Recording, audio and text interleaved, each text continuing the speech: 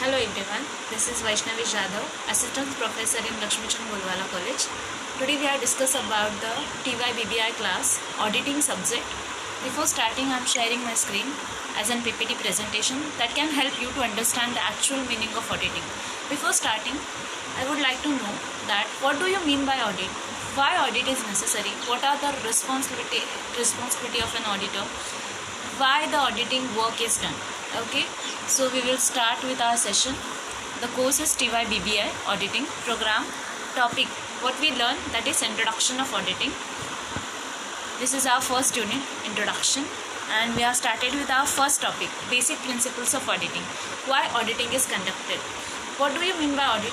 Audit is an examination of financial statement which can help an auditor to find out the fraud and errors which is occurred in the organization. That's why the auditing purpose is going on. Okay, so we have started with our first topic, basic principles of auditing. Why the auditing is conducted? First of all, and see, integrity, objectivity and independence.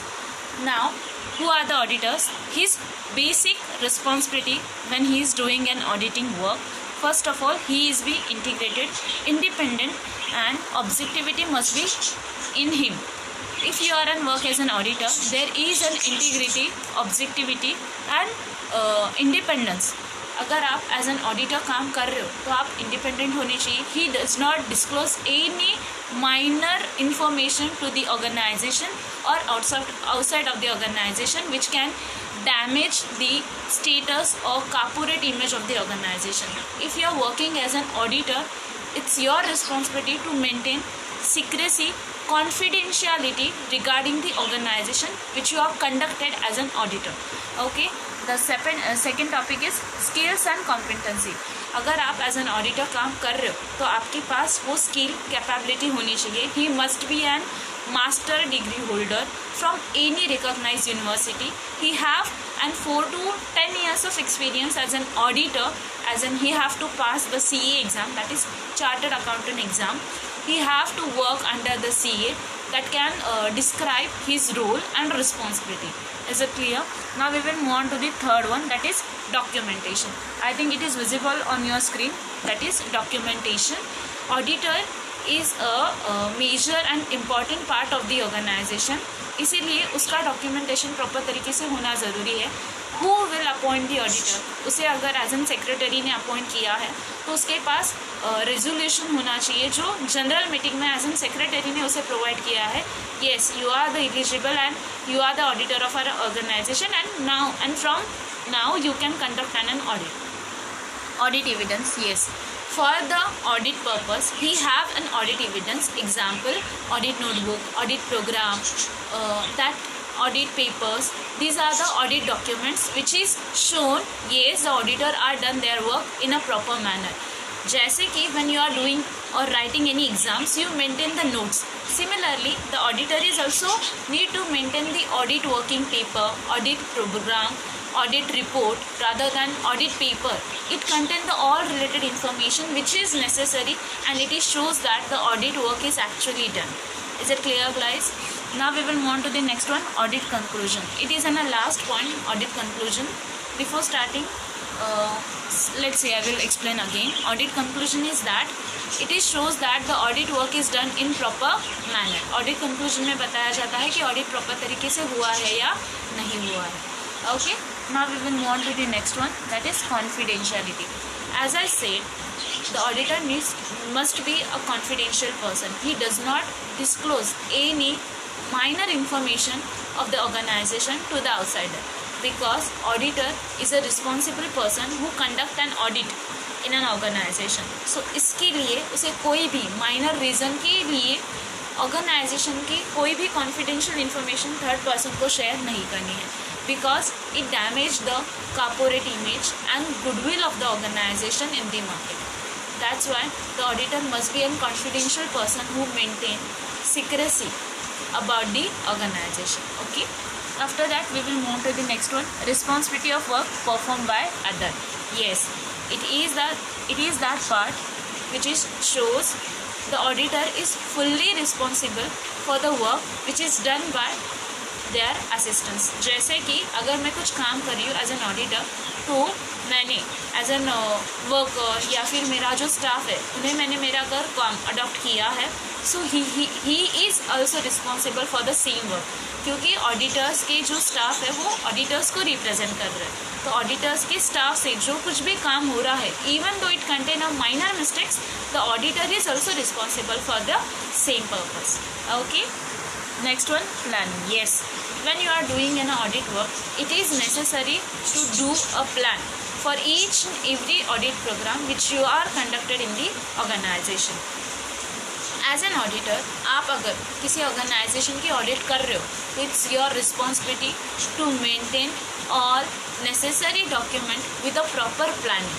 Then after you can conduct a proper audit work. If you are not planned proper which audit have to be conducted, in which department you have to conduct an audit, then you will be not a successful auditor. अगर आपको एक अच्छा auditor बनना है तो ये आपकी responsibility है कि आपको क्या करना है। सबसे पहले तो ऑडिटर का जो ऑडिटिंग का जो प्लान है वो आपको कंडक्ट करना है। You have to maintain audit working paper, audit report, audit program in which areas you have conducted an audit work. After that you can establish a good audit work or you can conduct a good audit in the organization. Now we will move on to the next one, accounting system and internal control. Yes, when you are conducting an audit, these two important part you have to play. First one, accounting system and internal control. When you have started an auditing work, it is necessary by the organization to provide all necessary documentation and internal control system support for helping you as an auditor. Okay, देखो, अगर आप किसी organisation की audit कर रहे हो तो it is necessary कि आपको उसके इंटरनल कंट्रोल सिस्टम के बारे में इंफॉर्मेशन होना ज़रूरी है। ऑर्गेनाइजेशन में how many peoples are working in the organisation, how many employees are working in the organisation, each department, how many peoples are caring that department और running that department, who are the leader of the department, all informations you must be need, rather than the accounting system, which system they are following, how much record they are maintain, just like vouchers है क्या, and other information which is necessary for the organization. ये सारा record आपको auditor को दिखाना ज़रूरी है. Without that, he cannot fulfill or complete his documentation and cannot conduct an proper audit. Clear guys? After that, audit report. The last point it is you have to maintain an audit report. Yes, अगर आप किसी organisation का audit कर रहे हो और आपके पास उसका पूरा इंफॉर्मेशन है तो it's your duty to maintain an audit report. Audit report में क्या क्या आता है? तो ऑडिट रिपोर्ट में आपने कौन से ऑर्गेनाइजेशन का ऑडिट किया है, कौन कौन से फील्ड में किया है, जैसे कौन से डिपार्टमेंट है, सेल्स है, मैनेजिंग है, डिस्ट्रीब्यूशन है, तो वो सारा रिकॉर्ड आपको मेंटेन करना ज़रूरी है. Is it clear guys? Okay, so we will move on to the next one, that is objectives of audit. Why the audit work is done? What are the main objectives of audit? Why we are conducting an audit? See guys, it is shown that this is primary and secondary objective. When we are conducting an audit, there are the primary and secondary objective. The first one, primary, it is divided in two parts. First one, promoting efficiency. When we are doing an audit work, why the audit work is done?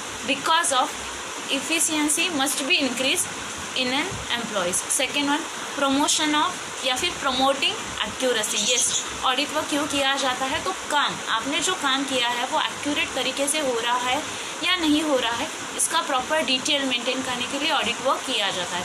This is an a primary objective of an audit. Audit सबसे पहले तो audit क्यों किया जाता है? To find out the fraud and errors in the organisation, to rectify and to change और to correct the fraud and errors in the organization. The second one is secondary objective. There are 4 types of secondary objective which is shown in your PPT presentation. See, first one, disclosure of error. The secondary objective of audit, what is that? Disclosure of errors. Audit क्यों किया जाता है? ताकि हम auditing करते समय organisation के हाथ से कौन कौन से एरर्स हुए हैं, कौन कौन से डिपार्टमेंट में उन्होंने एरर्स किए हैं. एरर देखो गाइस, एरर्स एंड फ्रॉड का मीनिंग आप पहले जान लो. एरर मतलब क्या? जो जानबूझ के नहीं किया जाता, इंटेंशनली नहीं होता, उसे हम लोग क्या बोलेंगे? एरर. नहीं करना है लेकिन हो जाता है, उसे हम लोग क्या बोल सकते हैं? Error. And what do you mean bye fraud? Fraud is intentionally done mall practices या फिर any Mala practices, mala fide activity which can save that. Fraud means क्या, जो इंटेंशनली किया जाता है, जैसे कि एरर मतलब क्या, जो गलती से होता है, जिसे आप करना नहीं चाहते लेकिन आप भूल गए इसीलिए वो हो गया। रादर देन फ्रॉड मतलब क्या, जो हम जानबूझ के कर रहे हैं, आपको पता है कि डिपार्टमेंट में ये सारी चीज़ें करना अलाउड नहीं है, still you are doing the bad things in the department, it is called as an fraud. Understand. Disclosure of error. Errors, in error there are three types we will discuss. Next one, the first one, clerical error. Clerical error is also divided in two parts. First one, error of commission and error of omission. देखो, I will describe that. Error of omission means what? जो error कि हम ऐसा कि किसी transaction को record ही नहीं करना, उसे वोमिट कर देना, उसे हम लोग क्या बोलेंगे, error of omission.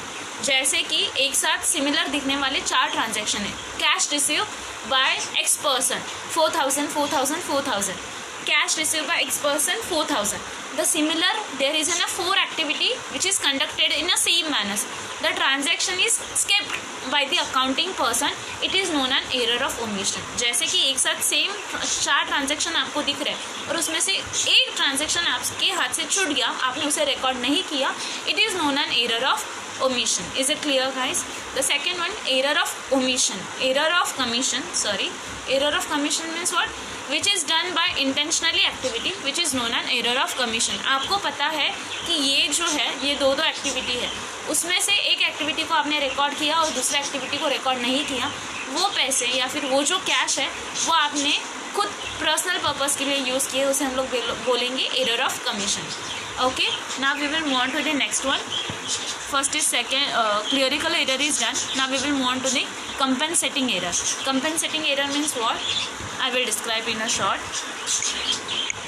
Yes, we will continue with an compensating error. Compensating error means what? ऐसा error कि same transaction है, only because of amount you confused and you enter the amount in a wrong transaction। जैसे कि 1000 of cash recorded by X person, उसकी जगह पे आपने 10,000 कर दिया या फिर 1000 का 100 कर दिया, उसे हम लोग बोलेंगे compensating error. Okay, the next is error of principle. Error of principle means what, which is done by not following the accounting principle and record the transaction, it is known an error of principle. When we are recording the transaction without following any error of या फिर any principles of the organization, it is known as error of principle। Is it clear, guys? Now that is next one, misuse of cash। Yes, it is done in every organization, that is any accounting या फिर any accounting staff which is used cash for the personal use and showing that it is utilized for the organization। एक ऐसा transaction कि जिसका record maintain किया जाता है लेकिन वो पर्सनल पर्पस के लिए यूज़ किया जाता है, मिसयूज़ ऑफ कैश। बहुत बड़े बड़े ऑर्गेनाइजेशन में ऐसे होता है कि जो एम्प्लॉयज़ है रादर देन अकाउंटिंग स्टाफ है, they are utilizing the cash of the organization and recording the data in the organization format, showing that they are not utilizing your cash। okay, the next one, exploitation of goods. Yes, exploitation of goods मतलब क्या, तो goods का misuse करना, जैसे कि आपने organisation के लिए गुड्स मंगाए हैं लेकिन उसका गलत तरीके से इस्तेमाल करना, for personal purpose you are utilizing the same and showing that we are utilizing only for the organization। okay, the next one, manipulation of accounts। yes, manipulation accounts means what, that is window dressing या फिर secret reserve. Manipulation of account means what, window dressing. मैं आपको बताती हूँ window dressing में क्या होता है। मैनिपुलेशन ऑफ अकाउंट्स में मतलब क्या, तो ऐसे एक्टिविटी को शो करना कि जैसे जो एक्चुअल में नहीं है। एग्जाम्पल, अगर आपकी ऑर्गेनाइजेशन बहुत ज़्यादा डेफिसिट से जा रही है, बहुत ज़्यादा नुकसान अगर उसे हो रहा है, फिर भी आप ऐसे शो कर रहे हो कि हम बहुत ज़्यादा प्रॉफिट में हैं, ताकि आपके कॉम्पिटिटर्स को आपके एक्चुअल या फिर करंट सिचुएशन का पता ना चले। इसके लिए आपने क्या किया, रिकॉर्ड ऐसे तरीके से शो किया जैसे कि आप एक्चुअल में बहुत ज़्यादा प्रॉफिट में हो। Okay, after that it is known as an secret reserve. और विंडो ड्रेसिंग मतलब क्या, जैसे कि जो नहीं है उसे एक्चुअल में दिखाना कि येस हमारे पास ऐसा है, हमारे कंपनी के बहुत ज़्यादा एसेट्स है। इसे हम लोग बोल सकते हैं मैनिपुलेशन ऑफ अकाउंट्स। मतलब जो एक्चुअल नहीं है उसे एक्चुअल में दिखाना और शो करना कि हमारा पोजीशन मार्केट में कितना ज़्यादा अच्छा है। ओके, द नेक्स्ट इज देखो, true and fair view concept, yes, true and fair view of concept. देखो, ऑडिटिंग का मेन ऑब्जेक्ट क्या है? तो हम जो ऑडिट कर रहे हैं उसका मेन पर्पस है कि ऑर्गेनाइजेशन ने हमेशा क्या करना चाहिए, true and fair view concept बताना चाहिए। मतलब जैसे कि आप जो काम कर रहे हो एक्चुअल में वैसे ही दिखाना, यही ऑर्गेनाइजेशन का मेन पर्पस है। लेकिन एक्चुअली में बहुत बड़े बड़े ऑर्गेनाइजेशन ये रूल्स को फॉलो नहीं करते। Okay, now we will come to the next topic, that is window dressing and secret reserve. As I said, window dressing means what and secret reserve means what. It is a very important in a auditing work. That is, each and every organization follow both window dressings also and secret reserve also. Okay, in window dressing what will be happen? See what is written on a window dressing. It is an act of manipulating financial statement in order to show a higher income and stronger financial performance for achieving a vested interest. Yes, window dressing मतलब क्या? Actual में ऐसे दिखाना जो organisation के पास नहीं है। जैसे कि मेरे पास बहुत कम एसेट्स हैं, लाइबिलिटीज़ ज़्यादा है, तो मैं शो करूँगी कि मेरे पास बहुत ज़्यादा एसेट्स हैं एंड लाइबिलिटीज़ कम है। ऐसे शो करना कि जैसे कि मेरे पास बहुत ज़्यादा फंड्स अवेलेबल है, बहुत ज़्यादा कैपिटल है, ताकि हम बाहर के कॉम्पिटिटर्स को अट्रैक्ट कर सके, उन्हें दिखा सके कि we are also in a good position and we can fight और compete with you, rather than we are attracting people to invest in our organization. Window dressing, just like when you are walking on the road, you see the windows or street, या फिर ऐसा shop की जिसके Windows पे बहुत अच्छे अच्छे कपड़ों को लटकाया रहता है, क्यों? Only for attracting the customer. Similarly organisation is also doing the window dressing, but the window dressing और this system is different from that system. Window dressing में एक्चुअली क्या किया जाता है, तो ऐसे ऑर्गेनाइजेशन को शो किया जाता है कि जो एक्चुअली में नहीं है. जैसे कि we have a lots of assets and less liabilities, we have a much more capital, that's why the people can interest and they are investing in your organization. Okay, and similarly we will come to the next point, that is secret reserve. Guys, secret reserve ये पूरी तरीके से window dressing से कैसा है, अलग है. Window dressing में क्या किया जाता है, एसेट्स को ज़्यादा बताया जाता है, लाइबिलिटीज़ को कम बताया जाता है. हमारे पास बहुत ज़्यादा कैपिटल है, हमारे कंपनी में बहुत लोगों ने इन्वेस्ट किया है, ऐसे सारे कुछ पिक्चर शो की जाती है ताकि ज़्यादा से ज़्यादा लोगों को हम लोग अट्रैक्ट कर सकें, ज़्यादा इन्वेस्टर्स को अट्रैक्ट कर सकें ताकि वो आके आपके कंपनी में इन्वेस्टमेंट करें. लेकिन secret reserve are different from the window dressing, और you can say it is opposite to the window dressing. Yes, secret reserve में क्या किया जाता है, जहाँ पे ऐसे दिखाया जाता है कि हम लोग बहुत ज़्यादा गरीब है, not even गरीब, you can say we have a less capital, lots of liability and limited asset. समझ में आ रहा है गाइज आप लोगों को? आपको क्या करना है, सीक्रेट रिजर्व मतलब क्या, तो showing the organization position in a very worst condition, just like they are showing we have a limited capital, lots of liability and limited assets, ताकि कॉम्पिटिटर्स को आपके एक्चुअल प्रॉफिट के बारे में, आपकी करंट सिचुएशन के बारे में पता ना चले. जैसे कि इन केस मैं आपको एग्जांपल देती हूँ, when you are studying for your exams, you are showing to your friend we are not prepared, हमारा कुछ स्टडी ही नहीं हुआ है. But when you are come to your result, जब आपका रिजल्ट आता है तो पता चलता है कि आपके मार्क्स सबसे ज़्यादा है as compare to your friend.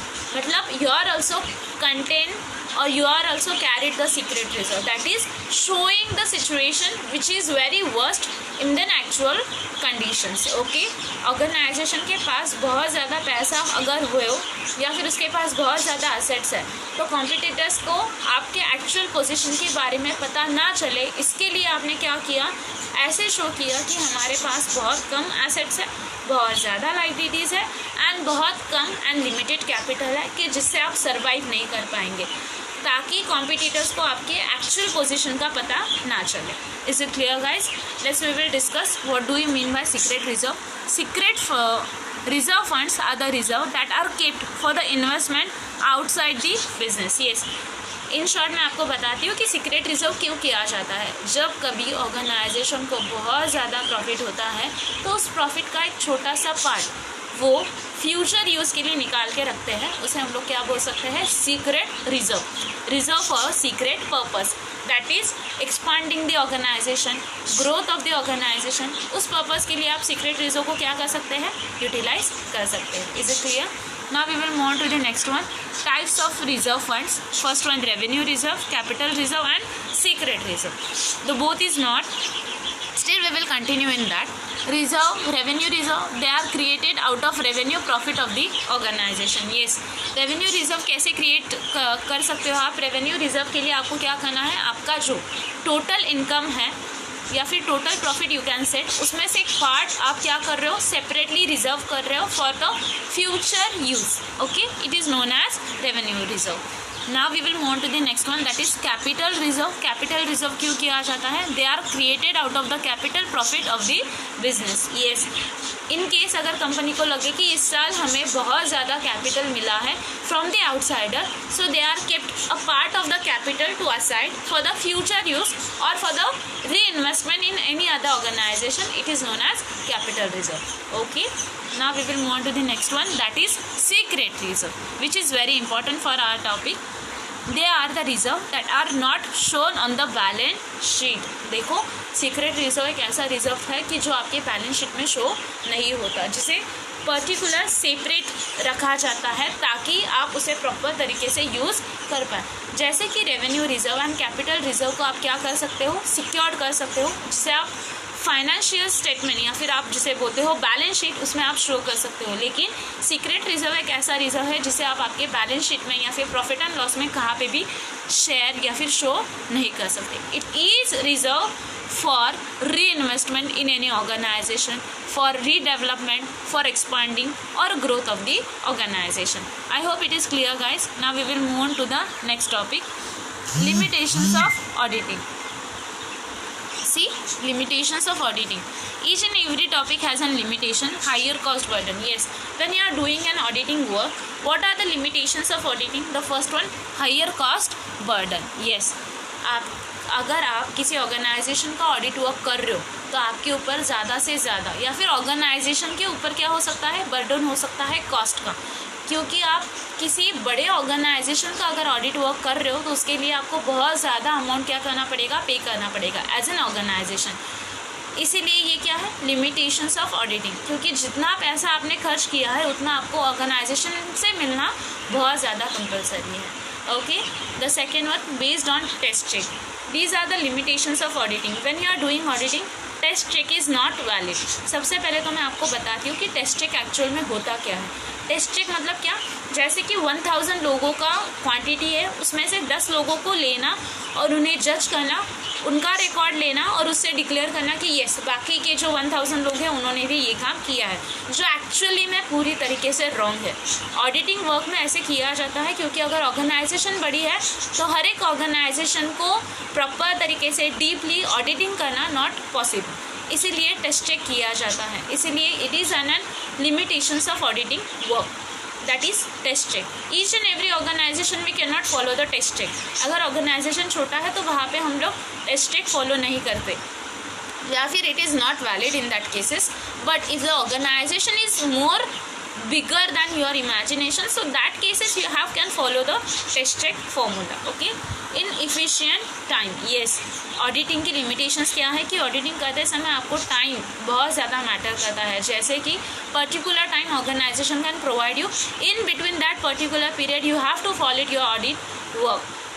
The organization will not be able to provide all whole day and they are not supporting you in that systematic manner because they have their personal work. जैसे कि कोई accounting staff है, वो आपकी help तो करेगा लेकिन पूरे ही दिन एज एन ऑडिटर की हेल्प नहीं करेगा because he have his personal work which is given by the organisation. I hope it is clear guys. In efficient time, yes you can say that in sufficient time.